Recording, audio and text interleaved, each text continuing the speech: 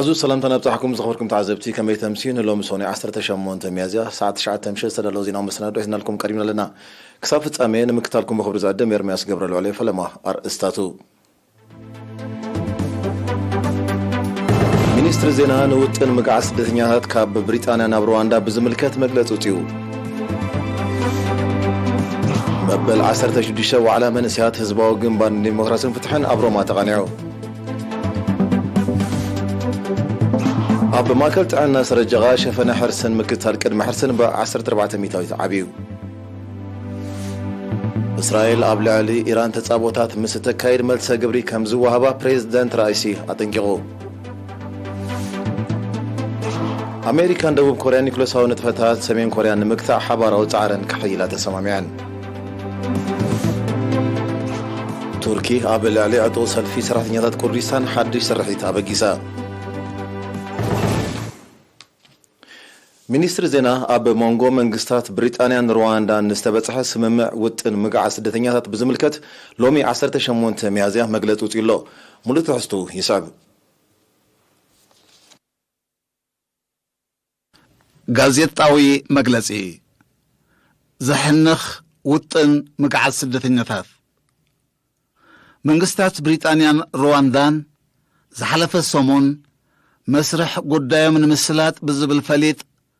ንድለይቲ ዕቑባ ስደተኛታት ብቻርተር በረራታት ናብ ሩዋንዳ ክግዕዛን ከጣይሳን ብ120 ሚልዮን ፓውንድ መባእታዊ ክፍሊት ውዕል ፕሪቲ ፓተል ኣብ ዝተሰምየ ስምምዕ ከም ዝበጽሓ ኣወጀና ኣለዋ እዚ ዘይሕጋዊ ውጥን እዚ ሓያሎ ሕቶታት ዘልዕል እዩ ግደ ሓቂ እቲ መደብ ብቐንዱ ንጠንቅታት ዝተጠናነገ መስራሓትን መሓውራትን ሓለንጊ ፍልሰት ሰባት ንምኽዋል ዝተኣልመ እዩ ኪኖቲ ብግዳማዊ ኣጀንዳታት ዝጓሃር ቀጻሊ ግጭትን ኩናትን ገለ ሃገራት ስቱር ፖለቲካዊ ዕላማታትን ንምስማር ፖሊሲ ስትራቴጂያዊ ብርሰት ኣህዛብ ብቐጻሊ ክኽተላ ይረኣያ እየን እዚ ብዙሐ ጎድናዊ ኣህጉራዊ ገበን እዚ ዘላቒ ፍታሕ ክርከቦ ዝድለ እንተኾይኑ ልዑል ኣቓልቦ ክወሃቦም ዝግባእ እዞም ኣቐዲሞም ዝተጠቕሱ ቀንዲ ጠንቅታት እዮም እቲ ኣብዚ እዋን እዚ ብገንዘባዊ ጉንዖ ምስ ኣፍሪቃዊት ሃገር ብምሽባን ክትግበር ዝፍተን ዘሎ ሕሱርን ዘይስነ ምግባራውን ውጥን እምበኣር ክውገዝን ክኹነንን ይግባእ ሚኒስትር ዜና ኣስመራ 18 ሚያዝያ 2022 ናብ ካልእ ዜና ምስ ንሰግር መበል 16 ዋዕላ መንእስያት ህግደፍ ኤውሮጳ ኣፍሪቃ ለኸ ሓርነትን መሪሕነት ብዕላማን ብዝብል ቴማ ካብ 14 ክሳብ 18 ሚያዝያ ኣብ ሮማ ኢጣልያ ተቐኒዑ ሙሉእ ትሕዝቱ ሚካኤል ሓድጉ ኣቕርቦ እዩ ኣብዚ ካብ ኤርትራ ኤውሮጳ ኣሜሪካ ካናዳ ኣውስትራልያ ኣፍሪቃን ዝመፁ ልዕሊ 300 መንእስያትን ወከልቲ ማሕበር ኮማትን ሃገራውን ውዳቤታትን ዝተሳትፎ ዋዕላ ኣደንበር ኣዋሃዲ ሽማግለ መበል 16 ዋዕላን ኣደንበር ውዳበ መንእስያት ህግደፍ ኤውሮጳን መኽፈቲ ቃል ድሕሪ ምቕራብን ሓላፊ ህግደፍ ዞባ ወፃኢ ኣቶ ሚካኤል ተፈርን ኣምባሳደር ኤርትራ ብኢጣልያ ኣቶ ፍስሓ ፄን ጴጥሮስን ኣብ ዘስምዕዎ መደረ ንተራ መንእስያት ህግደፍ ኣብ ሃገራዊ መደባት ብምጓስ ዝለዓለ ኣበርክቶ ዝሓየለ ንቕሓትን ጥምረትን ከም ዝሓትት ኣገንዚቦም ሓላፊ ፖለቲካዊ ጉዳያት ህግደፍ ኣቶ የማነ ገብራ ብማንዛ ካብ ኣስመራ ዘመሓላልፎ መልእኽቲ ኣብ ዞባውን ዓለማውን ኩነታት ብዙሕ ምቅያር ኣብ ዝረኣየሉ ዘሎ እዋን ኣብ ዝበረኸ ውዳበን ናይ ክተት መደባትን በድማዓነት ምስራሕ ዘኽእል ኣማትን ኣማእዛንን እዋናዊ ዕላማታት ድሕሪ ምግላጽ ውዳበ መንእስያት ህግደፍ ኣብ ቅርጹ መሪሕነቱን ኣድማዓነት ተግባረ መድረኻዊ ዕማማቱን ከዓብን ክድልድልን ዝሕግዝ ዘተ ክካየድን ሓበራዊ መረዳእታን ንጹር መደባትን ሒዙ ክወፅን ትፅቢት ከም ዝግበር ኣብሪሁም ኣብቲ ዋዕላ ወከልቲ ናይቲ ውዳበ ኣብ ዝተፈላለየ ሃገራት ጸብጻብ ንጥፈታቶም ምስ ናይ ብድሆታቱ ድሕሪ ምቕራብ ኣብ መጻኢ ብዝሓየለ ንምስራሕ ቃል ኣትዮም ብተወሳኺ ምንቅስቓስ ኣፍሪቃ ለኽ ሓርነትን ተራ መንእስያት ህግደፍን ዲፕሎማስያዊ ስራሓት ኣብ ሕብረት ኣፍሪቃን ተራ መንእስያት ህግደፍን በረዳእታ ብዛዕባ ቀርና ኣፍሪቃን ምውሓዝ ሰላምን ምምካት ገባትን ዓብላልን ጠቐነ ተራ ወለዶታት ኣብ ህንፀት ሃገር ከምኡውን ቅርስታት ጥንታዊት ኣዱሊስን ኤርትራን ዝብልን ካልእን መጽናዕታዊ ወረቓቕቲ ቀሪቡን ዘተ ተኻይድሉን ብዘይካዚ ንተራን ተሳታፍነትን መንስያት ኣብ ህንፀት ሃገር ኣንጻር ዓለም ለኻዊ ዕብለላን ጸቕጥን ዝካየድ ዘሎ ዓለማዊ ቃልሲ ኣይፋል ድሕር ደጊም ወይ ኖ ሞር ዝብል መንስያት ቀርኒ ኣፍሪቃ ዘበገስዎ ዓለማዊ ምንቅስቓስን ጽልውኡን ከምኡውን መንስያት ኤርትራ ኣብ ትምህርትን ምልከት ቴክኖሎጂን ዘንጸባርቕ ኣብነታዊ ተመክሮታት ቀሪቡ ኣብ መወዳእታ ዋዕለኛታት ደምዳሚ ውሳነታት ኣጽዲቖም እቲ ዋዕላ ንታሪኻዊ መኸተ ህዝቢ ኤርትራ መሰረት ብዝገበረ ግን ከዓ ንህልው ኩነታት ብዘንጸባርቕ ስነ-ጥበባዊ ትሕዝቶ ዝተሰነየ ነይሩ ኣብ ማእከል ጥዕና ስረጀቓ ኣብ ዝሓለፈ ዓመት 78 ሚታዊ ዝነበረ ሸፈነ ሕርስን ምክትታል ቅድሚ ሕርስን ኣብ ቀዳማይ ረብዒ ናይ 2022 ናብ 92 ሚታዊት ከም ዝዓበየ ተሓቢሩ ሓላፊት ናይቲ ማእከል ሲስተር ምልተ ጸጋ ገብረ ማርያም ነሪና ኣብ ዝሃበቱ ሓበሬታ እቲ ተመዝጊቡ ዘሎ ናይ 14 ሚታዊት ዕቤት ውፅኢት ናይቲ ኣብ ሕብረተሰብ ዝተኻየደ ጎስጓሳት ከም ዝኾነ ምጥቃስ ጥዕና ሕብረተሰብ ብሓፈሻ ናይ ነብሰ ጾራትን ሓራሳትን ድማ ብፍላይ ንምውሓስ እቲ ጻዕሪ ቀጻሊ ምዃኑ ገሊጻ ኣብ ክታበት ኣዴታትን ህፃናትን እውን ዝምስገን ሸፈነ ከም ዘሎ ዝሓበረት ክኢላ ህዝባዊ ጥዕና መንእሰይ ሳራ ገብረ ኪዳን ብወገና ናይ ኤችኣይቪ መርመራ ንምግባር ዝመፃ ነብሰ ጾራት ምስ መጻምርተን ክመፃ ኣዘኻኺራ ኣገልግሎት ላቦራቶሪ ኣብ ሰረጀቓ እምባደርሆን ዛገርን ከም ዝውሃብ ዝሓበረት መንእሰይ ሳራ ጽበት ቦታን ካልእ ሕፅረትን ዘለዎን መደበራት ጥዕና ወኪ ገሽና ሽምን በለዛን ቆላሕታ ክወሃብን ፀዊዓ ኣብ ንዞባ ሰረጀቓ 7 መደበራት ጥዕና ክህልዋን ከለዋ ብጠቕላላ ንኣስታት 53,000 ህዝቢ ኣገልግሎት ይህባ بفدرشين قدم بشلتا زوا ماكل توديبو ككاير زغنية مخفتي وددر بشلتا عامة 2022 ب10 شعات ميازيا اب كبابي مايد منت بستخايده بنايدك تبعتيون دك نسيون وددرات تزازيمو ابزي بروفيشنال تقدمتي بينيام جرماين هنوك مولو برهن زت تساتفو وددر اولمبيكاو تقدماي دانيال تخلاي مانوت بزرعي بقعت كاب دغفتي لعول عدنا وترغيبو ابزي تقدمتي قدماي ديفيجن 100 كيلومتر زشفنو الوددر اغليلو عرفينا سمير برهانون امانيل محارين كاب قدماي كساب سالساي تعويتهم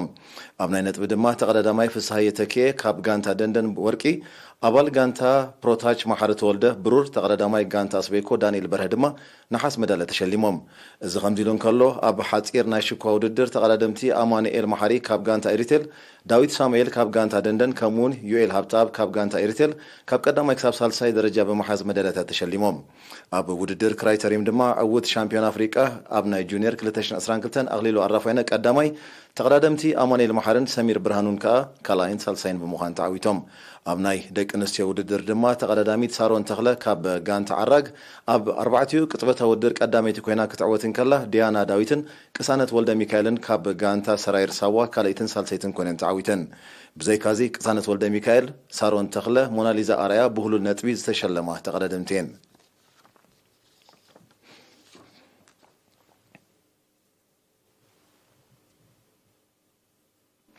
زينا مسواتي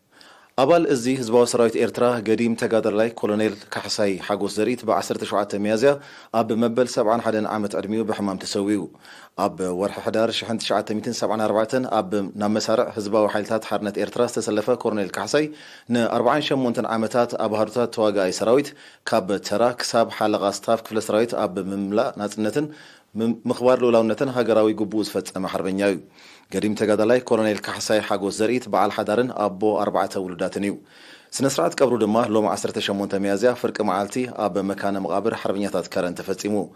الزي هزباو سرايت إرترا بمسواتي أبالو قديم تقادلاي كولونيل كحساي حاقوس تسمع مرير حزن ناقلسة نسدرا بيتو مغالستون مسارحتون صنعاتي منا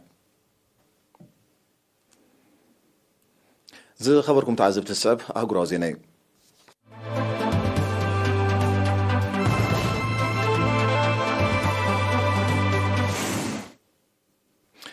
إسرائيل أب لعل إيران زغنعة تصابوتات مس تكايد كبير ملس جبري كم زوهبا بريزيدنت إبراهيم رئيسي أتنقيغو بريزيدنت رئيسي نزمت أنقاط هذا محللفة باقات أمي معالت سرايت هاجرو لومي 10 ميازيا أب استخايدة وتهدر أمريت أب زهابو مجلتيو إيران كاب إسرائيل نزمت ولاون متأنا وتتصابو كم زي تتصاوريو بريزيدنت رئيسي أنتصيرو حلوة سورة إيران كمل سجبري نايتي إسرائيل أب سوريا أب لعل زركب علاماتاتو التكايدو متكعتات أب زحلفة قرباوان أب رئيس محدار كردستان نعراق أب لعل زركب مدبراس لإسرائيل متكعت كم زكايدا رسعان إذا خمزيلن كله إيران أب زلومي زكايدتو وتهدر أمريت بوشتو عقما زمعبلتو ببعنتو سراغ أطوار كم زغربت تقليتو إيران قدامه تتصاوتات نمكات وتهدرون سلياون عقما كتقلبت متناحية التحبر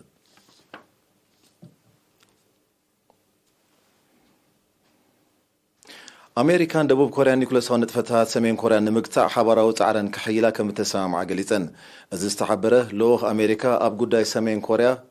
سونغ كيم لوم 18 ميازيا مثل علو سمزي دبوب كوريا أب كتما سول أب زكايدو ركبيو أمريكان دبوب كوريا نيكولاس نطفتها سمين كوريا نمقطع بزي كرمه بزي زخونه كرمه كونت مستهاجر كزتيا دلوات مهلاونيو اتلعلو ايلو هفليتو تدغاغام فتنتات مثال كتكايت صنح سمين كوريا ب 16 ميازيا توسخ فتن المكياد زخل تمرحي سرعات اطوار كم فتنت يذكر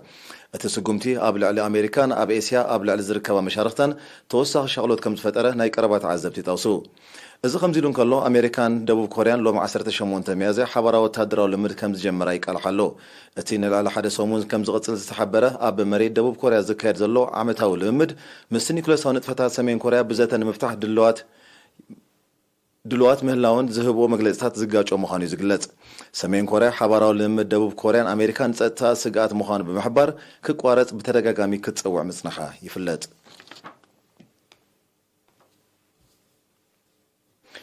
سراوي تركي أب سميناو عراق أب لعل زركب علامات أتو سلفي سرحتنيات كردستان مالت PKK حدش سرحت كم زبق سافليتو يكون مبربت ناي مدرن أيرن سرحت نزورده 70 نواتون كسرتات زقلص حبريتها زاقيتلن أتو سلفي سرحتنيات كردستان أنصار هاجرو زقنع متقعتي كايد مدب كم تنحو زقلص سراوي تركي نت مدب نمشال نزي سرحت كم زجمر يارديو اتسرحت نزي توسنه غزي كقصل مخانو از سراوي ترك افليطوم الله يخون امبر اتسقمتين زمدناتات تركين عراقن بالوتا كيصلو كم زسغيوم مست ጉዳይ ቅርበ ዘሎም ተንተን ተዘምቱ عراق اب لولاو ግዛታ ንዝካየድ ወታደራዊ ስርሒታ ቱርኪ ክትቃወሙ ምጽናሕ ይፍለጥ ቱርኪ ኣብ ሰሜናዊ ሸነኽ عراق አስኪሮ ኣብ ልዕሊ ዘለዕቶ ሰልፊ ሰራሕተኛታት ኩርዲስታን ስርሒት ከተካየድ ናይ ፈለማ ከም ዘይኮነ ጸብጻባት ይታውሱ ካብ 1984 ኣብ መንጎ ሰራዊት ቱርኪን እቶም ዕጡቃትን ክካየድ ብጸንሐ ግጭት ህይወት ልዕሊ 40,000 ሰባት ከም ዝጠፈዮም እቶም ጸብጻባት ብተወሳኺ ይዝሕብሩ ኣብ ሕብራት መንግስታት ኣሜሪካ ብኮቪድ-19 ናይ ዝሞቱ ሰባት ጠቕላላ ቁጥሪ ናብ ልዕሊ 1 ሚልዮን ከም ዝበለ ጸብጻባት ጻዕና ናይቲ ሃገር ትማል 17 ሚያዝያ ኣፍሊጦም ብመሰረቶም ጸብጻባት በቲ ለበዳ ናይ ሰለኽፉ ኣሜሪካውያን ቁጥሩን ልዕሊ 82 ሚልዮን ከም ዝበጽሑን ተፈሊጡሎ بدرجة عالم بملكفتن موتن كوفيد-19 أب قدامي درجة تسريعة تركب أمريكا كاب تغلالا بزح حزبة اتوم على حدا حمسيت بات فيروس كم تلخفيهم تبصبا زحبرو زي اب متن موتن ملكفتن تمزجيبو زلو وسخ اب العلم منغستن تكالات عنان أمريكا كبيد تغط فتيرو خمزلو يزقلت زلو لعل 9.5 ميتاويت نايز حدش ملكفتن موتن جير أوميكرون زسعبو مخانيم كيلاتات عنا أمريكا زنزرو بدرجة عالم بكوفيد-19 نايز سلخفو سوات قطري لعلى 500 مليون نايز موت دمه لعلى 6.2 مليون بتحلو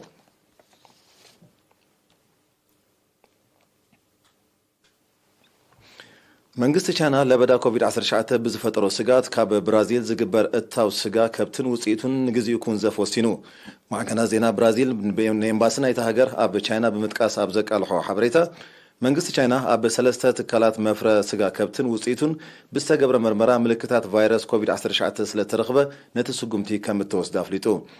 ኣብ ዝሓለፈ ሰሙን መንግስቲ ቻይና ኣብ ልዕሊ ሓያሎ ትካላት መፍረ ስጋ ከብትን ደርሆም ብራዚል ተመሳሳሊ ስጉምቲ ወሲዱ ምንባሩ ዝተቐስጠብጸባት እቲ ስጉምቲ ካብ ሰሙን ንዘይነውሕ ግዜ ከም ጸንሕ ኣሚቶም መንግስቲ ብራዚል ነቲ ብቻይና ዝተወስደ ስጉምቲ ኣመልኪቱ ዛጊት ዝሃቦ መግለጽ የለን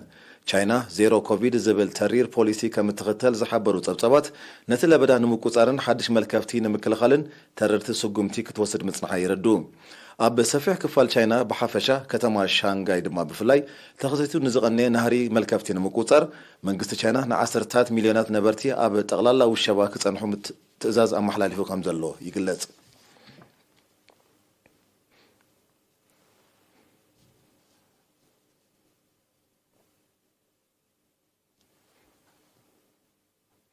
ኣብ ከተማ ደርባንን ከባቢያን ደቡብ ኣፍሪቃ ብርቱዕ ዝናብ ብዘስዓቦ ሓደጋታት ዕለቕለቕን ምህማም መሬትን ህይወቶም ናይ ሰኣኑ ሰባት ቁፅሪ ናብ ልዕሊ 440 ክብ ከም ዝበለ ማዕከና ዜና ትማል 17 ሚያዝያ ቀልሕን ድሕረቲ ብ12 ሚያዝያ ዘጋጠመ ሓደጋ ገና ሃልዋቶም ዘይተረኽበን ብፍርስራስ ኣባይቲ ዝተደብዩን 63 ሰባት ከም ዘለው ዝሓበሩ ሰመዚ ቁፅሪ ግዳያት ክውስኽ ከም ዝኽእል ኣሚቶም ኣለው ኣብ ልዕሊ ኣባይትን ትሕተ ቅርጽን ብዝወረደ ከቢድ ዕንወት ልዕሊ 40,000 ሰባት ብዘይ መጽለሊ ጽሩይ ስተማይን ቀረብ ኤሌክትሪክን ተሪፎም ከም ዘለው ተገሊጹ እዚ ሓደጋታት ዕለቕለቕን ምህማም መሬትን ኣብ ደቡብ ኣፍሪቃ ካብ ሰራየ 60 ዓመታት ካብ ሰራይ ተመሳሳሊ ሓደጋታት እቲ ዝኸፍአ ምዃኖም ጸብጻባት ዝሕብሩ ጸብጻባት ሜትሮሎጂ ኣብቲ ብኸቢድ ተጸልዩ ዝርከብ ምብራቓዊ ገማግም ደቡብ ኣፍሪቃ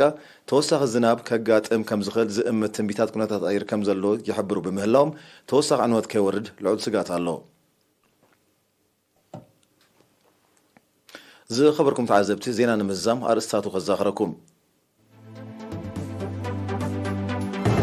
ሚኒስትሪ ዜና ንውጥን ምግዓ ስደተኛታት ካብ ብሪጣንያ ናብ ሩዋንዳ ብዝምልከት መግለፂ ውፅዩ መበል 16 ዋዕላ መንስያት ህዝባዊ ግንባር ዲሞክራስን ፍትሕን ኣብ ሮማ ተቃኒዑ ኣብ ማእከል ጥዕና ሰረጀቓ ሸፈነ ሕርስን ምክትታል ቅድሚ ሕርስን ብ14 ሚታዊት ዓብዩ እስራኤል ኣብ ልዕሊ ኢራን ተጻቦታት ምስ ተካይድ መልሰ ግብሪ ከም ዝወህባ ፕሬዚደንት ራኢሲ ኣጠንቂቑ أمريكان دبو كوريا نيكولاس نتفتها سمين كوريا نمقطع حبارة وتعرن كحيلات السامعين تركي قابل على عطو سلف في سرحتنيات كردستان حدش سرحتها بقيسا زينة أبزي فتسم برومشت